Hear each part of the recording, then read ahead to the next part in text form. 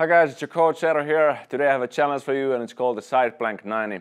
We're going to do a side plank for 90 seconds. If you can't do the side plank for the 90 seconds, you have some work to do. I'm going to show it to you right here. So I'll do the challenge, I'll be doing the side plank while I explain you actually how to do this correctly, so you can actually get some proper feedback from the exercise, because many people have very hard time to do sometimes these challenges. So let's put here, there, okay. So 90 seconds here. First thing, I put my legs like this way. If you want additional challenge, you place the legs like sort of on top of each other. This is hard for the balance, but you can place them like one after each other. So next thing here is the straightness of my core.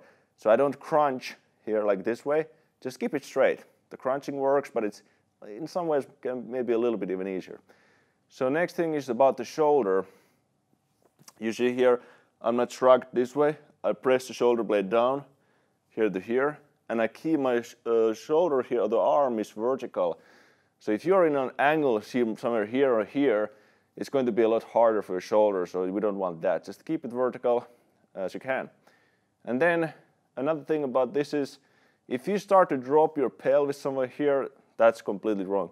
You need to hold this position still as possible the whole time. Now what I often notice when people do still challenges, planks like this way, there's always something. It's so hard to realize stillness.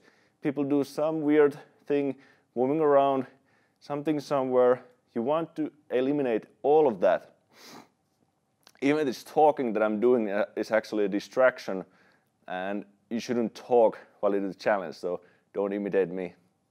But I'm just doing this to save a little bit time. So here, just enjoy, feel the burn in the obliques, and that was the 90 seconds of the side plank. So some things that I didn't get to mention there was also the alignment of the body. So a lot of the times what happens here is people also, they look down, and when they look down they start to collapse and they're a little bit like this way. No, you need to be as straight as if you were standing, just like this. If I'm standing here, this should be your body alignment. Not this way, not this way, not in any way turned with your upper body. So the side plank, everyone does the normal plank with the forearms, or maybe there's just like this push-up plank here, right? But the side plank is something that is more rarely practiced. It is a known exercise, but I would say that this is equally important, if not even more important than the regular plank. And one of the reasons for this is that the oblique area tends to be an area with people that is super weak. A lot of them like incredibly weak. Whenever I tell, for example, my clients to go to the side plank, it demolishes them very quickly.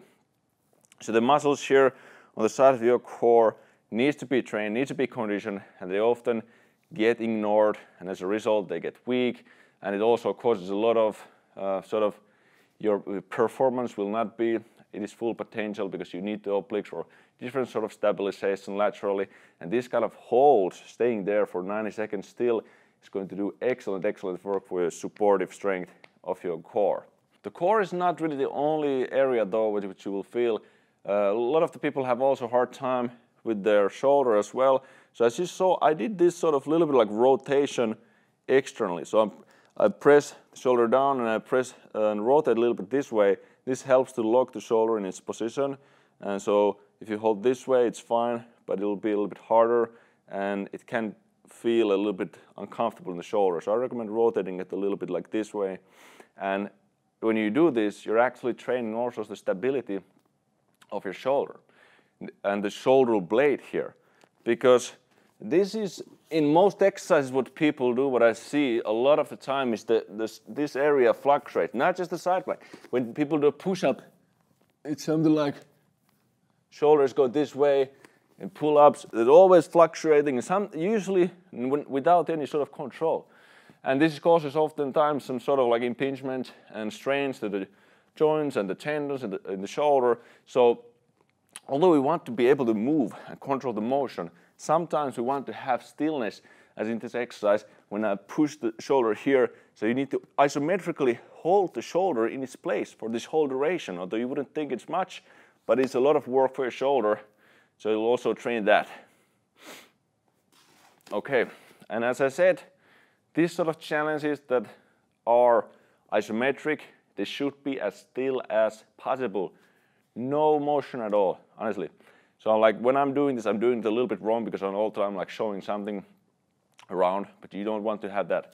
You want to have your full focus on the exercise, feeling the correct places there, and see how you do it.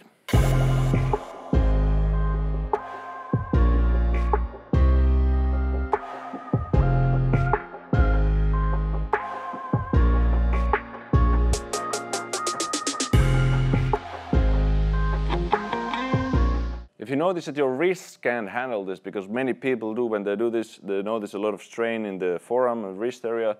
So in this case, you can do the forearm version.